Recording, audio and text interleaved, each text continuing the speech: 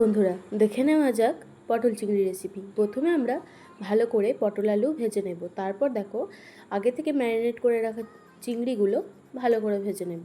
খুব একটা ভাজবো না, তাহলে শক্ত হয়ে যাবে। তারপর সেই ভেজে রাখা তেলেই আমি পেঁয়াজ কুচি দিয়ে দেবো। এটা একটু নরম হওয়ার জন্য এখানে আমরা লবণ দিয়ে দেবো।